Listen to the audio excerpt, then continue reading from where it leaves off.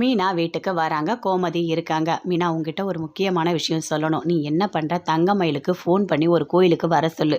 நீ, நான், சரவணன் 3 பேருமே போயிட்டு தங்கமயிலை பார்த்துட்டு வந்துடலாம் அப்படின்னு சொல்கிறாங்க. சரிங்க அத்தை அப்படின்னு மீனா ஃபோன் பண்ணி தங்கமயில்கிட்ட சொல்கிறாங்க. அக்கா நீங்கள் கோயிலுக்கு வாங்க அப்படின்னு சொல்லிட்டு. சரி மீனா அப்படின்னு சொல்லிட்டு அவங்களும் ஃபோனை வைக்கிறாங்க. கோயிலுக்கு போகிறாங்க 3 பேருமே சேர்ந்து. அங்கே தங்கமயில் வெயிட் பண்ணிட்டு இருக்காங்க. 3 பேரை பார்த்தோன்னே அப்படியே எழுந்து நிற்கிறாங்க. என்ன எப்படி இருக்க அப்படின்னு கோமதி கேட்குறாங்க. நான் நல்லா இருக்கேன் அத்தை அப்படின்னு தங்கமயில் சொல்கிறாங்க. சரவணன் எதுவுமே பேசவே இல்லை, அப்படியே அமைதியாக நின்றுட்டு இருக்காரு. டேய் பேசுடா, ஏதாவது பேசு அப்படின்னு கோமதி சொல்கிறாங்க. நீ பேசினல்ல, அதுக்கு ஃபஸ்ட்டு மன்னிப்பு கேளு அப்படின்னு சொல்கிறாங்க. இங்கே பாரு தங்கமயில், நான் ஏதோ கோவத்தில் சொல்லிட்டேன், நான் அன்னைக்கு கோயிலில் பேசுனது தப்பு தான் அப்படின்னு சொல்கிறாரு. இல்லை நான் அதெல்லாம் எதையும் பெருசாக எடுத்துக்கல அப்படின்னு தங்கமயில் சொல்கிறாங்க. இங்கே பாருமா, எங்கள் வீட்டோட முதல் வாரிசை நீ வயிற்றுல சுமந்துக்கிட்டு இருக்க சரியா? அதனால் உன் மேலே எனக்கு கோவம் போயிடுச்சின்னு இல்லை. என்னால் உங்ககிட்ட பேசாமல் இருக்க முடியாது. நீ ஹாஸ்பிட்டல் போகும்போது உனக்கு ஏதாவது ஒரு பிரச்சனை எதனா ஒன்றா எனக்கு ஃபோன் பண்ணு, நான் உன் கூட வரேன், மீனாவும் வருவா அப்படின்னு சொல்லிட்டு கோமதி சொல்கிறாங்க.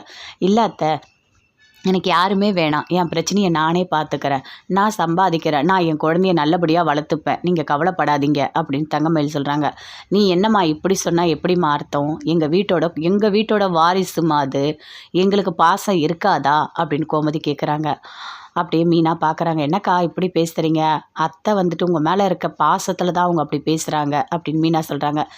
இல்லை மீனா, என் மேலே அவங்களுக்கு பாசம் கிடையாது, அவங்களுக்கு குழந்த மேலே தான் பாசம், அதனால தான் அவங்க இப்படி பேசுகிறாங்க அப்படின்னு தங்கமயில் சொல்கிறாங்க.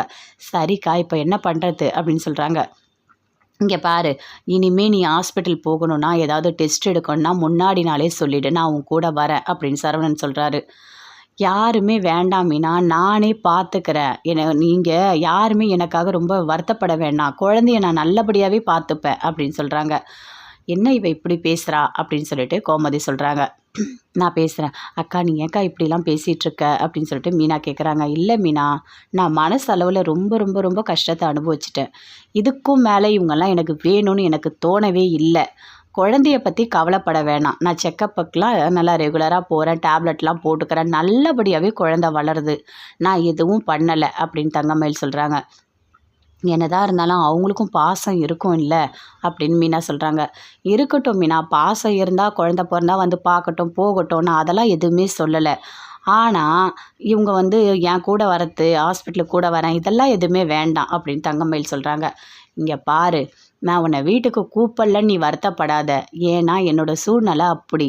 என்னால் குழந்தைக்காக உன்னை மன்னிக்கலாம், ஒன்றும் பிரச்சனை இல்லை. ஆனால் சரவணன் அவன் மனசில் என்ன நினைக்கிறான்னு எனக்கு தெரியல, நான் கட்டாயப்படுத்தி அவன் கூட வாழுன்னு என்னால் சொல்ல முடியாது, அதனால் கொஞ்சம் டைம் கொடு சரியா அப்படின்னு கோமதி சொல்கிறாங்க.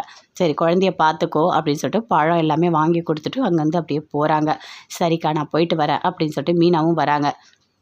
அவள் பாத்தியா எப்படி பேசுகிறான்னு சொல்லிட்டு, கொஞ்சம் கூட இதுவே இல்லாமல் யாரோ மாதிரி பேசுகிறா அப்படின்னு கோமதி சொல்கிறாங்க. அப்படி தானே அவங்க பேசுவாங்க, நம்ம எல்லாம் அப்படி தானே நடந்துக்கிட்டோம் உங்ககிட்ட அப்படின்னு சொல்லிட்டு மீனா சொல்கிறாங்க. என்னப்பா அப்படின்னு சரவணன் சொல்கிறாரு. மாமா நீங்கள் பேசுனது ரொம்ப பெரிய தப்பு மாமா அப்படின்னு சொல்லிட்டு.